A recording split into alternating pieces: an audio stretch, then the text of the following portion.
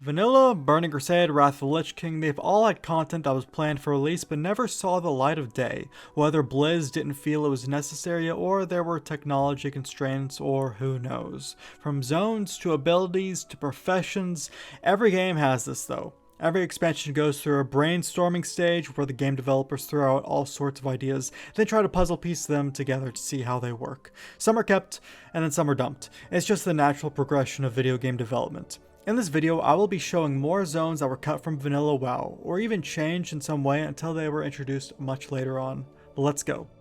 We're going to be starting off with a big one here. Old Outland. So originally, Hellfire Peninsula was actually scheduled to come out with vanilla, but only Hellfire. This would introduce the player to Outland and give them a small hint of what's to come, since Outland is of course ingrained into the Warcraft story. Then Burning Crusade would of course expand on that. The developers felt that it didn't make sense to introduce the players to this brand new world when Azeroth was already huge and expansive in itself, so Hellfire was cut out to later come with the Burning Crusade expansion. Also, I know for a lot of these zone previews, even in my last video, I used a lot of footage from Haven Games. He was just one of my favorite WoW YouTubers, rest in peace. But it is interesting that they've still built out a prototype Hellfire Peninsula, however.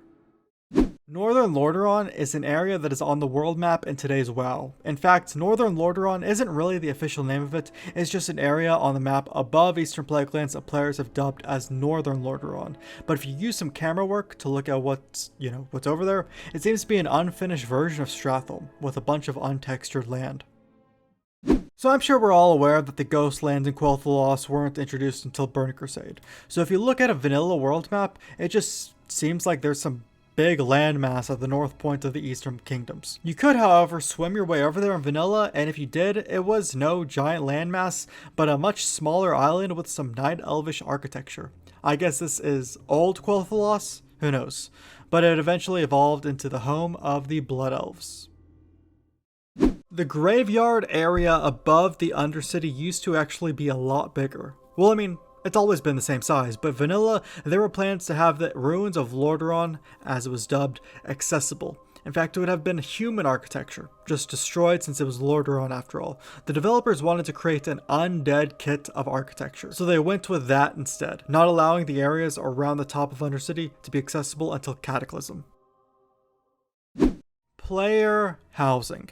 Yes, player housing. Not this player housing, but this player housing.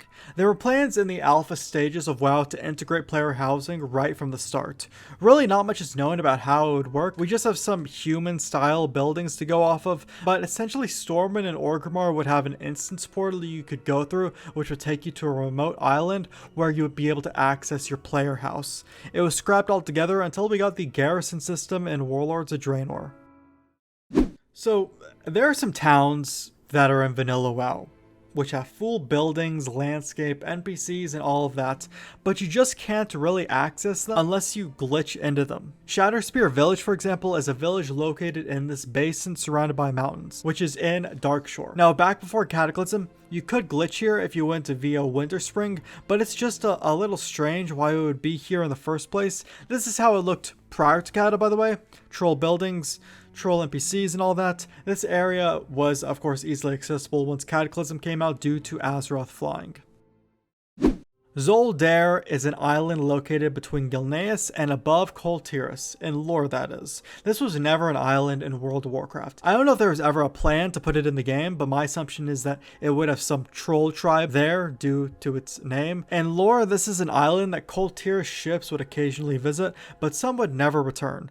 There's said to possibly be a mysterious Naga tribe on this island. During the Second War, orcs built bases on the island to have a footing closer to Lordaeron. However, the Alliance found this out and sent forces to destroy those bases. Now, enough with the lore talk. As I said, this isn't exactly a zone they had plans for in vanilla. It's just interesting to speculate that it may possibly be a zone in the future, since it is in lore after all. So there's 7 more zones that were either changed or cut prior to the release of WoW in November of 2004. Let me know if you guys want another one of these. There's also plenty of abilities and spells that were cut prior to vanilla as well. Burning Crusade had some content, Wrath did also, every expansion did honestly. If you guys enjoyed this video at all, then feel free to leave a like on it so you can sub to the channel for more videos like this. And I will see you guys in the next video.